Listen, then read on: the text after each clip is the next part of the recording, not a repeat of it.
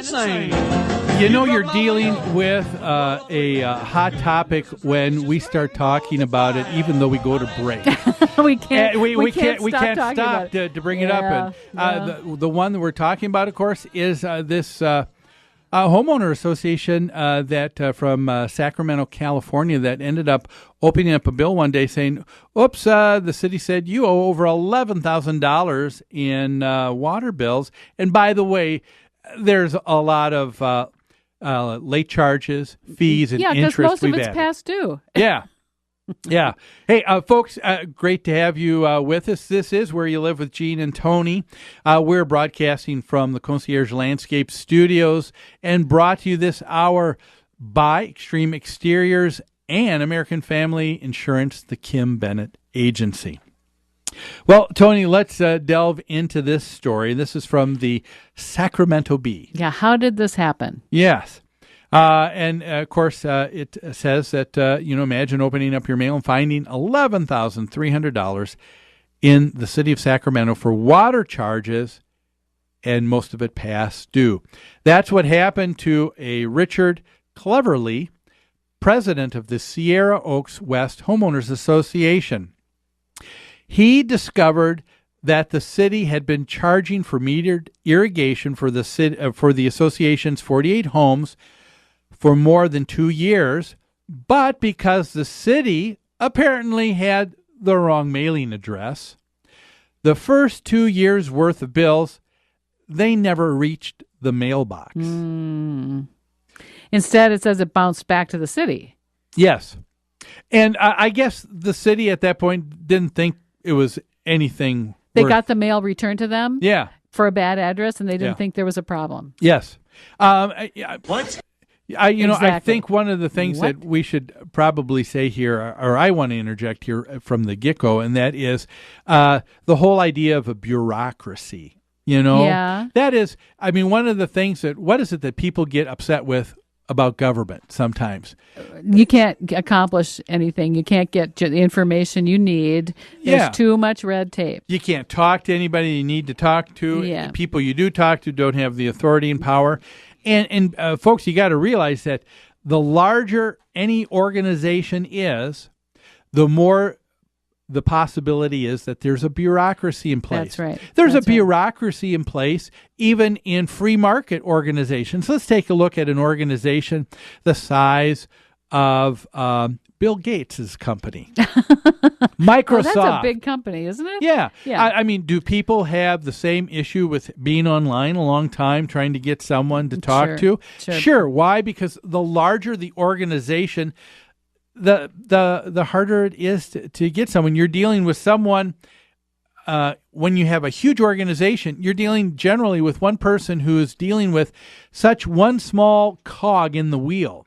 One small piece of it, they don't know. They aren't seeing things from the 30,000 foot perspective. They don't see the big picture. That's right. They see what's on their desk, and they only have so much authority to do things, and beyond that, they cannot answer your questions. Even I think that's one of the reasons why some of the companies that people really enjoy working with are the ones that are smaller, what people would call sometimes the boutique companies when it comes to the free market, because you're dealing with a smaller company. You have the ability; those people are empowered and authorized to be able to make decisions, and that's what people really love to see. But some large corporations are trying to follow that model by giving their frontline first-level employees more power to make decisions. And Walmart advertises that the gal at the cash register can give you a discount if you show her you could get it cheaper elsewhere. And, that is probably just an idea that usually most governments don't see, but I can tell you the city of Minneapolis has been trying it in one area. Have they? What are they doing? One area that I've seen that has been in the areas of small claims court and reconciliation court. Okay.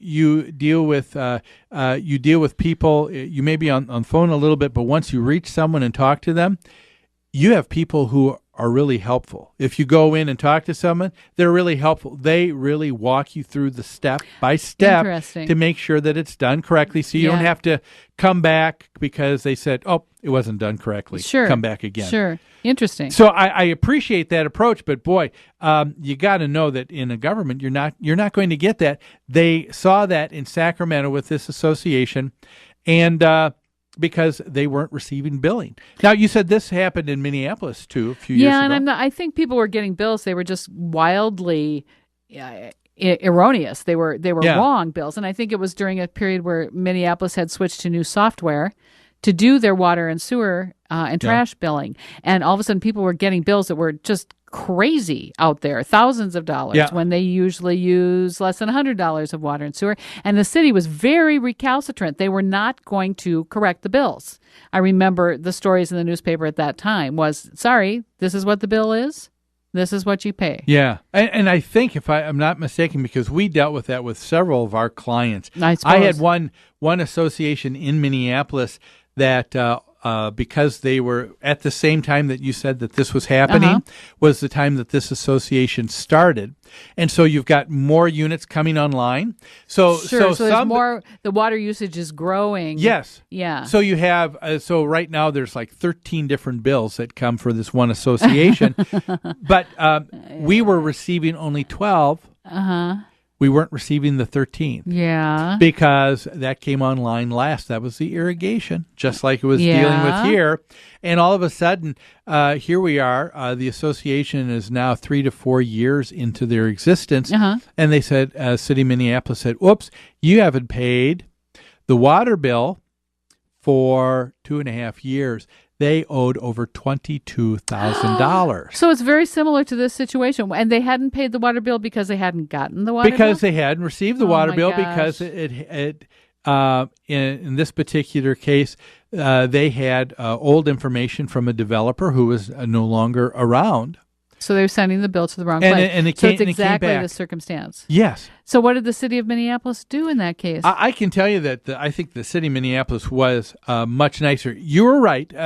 The first response that we received from that was the city saying, "Too bad, too sad. Deal with it. You're going to have to. You've got to pay for it." Now they wanted to add all of these. They said, "That's just the bill. Let us tell you what the late fees are now. A late fee each and every quarter for the last 2.5 years. Let's talk about interest that's growing on this amount over 2.5 years." Yeah. We said, whoa, wait a minute.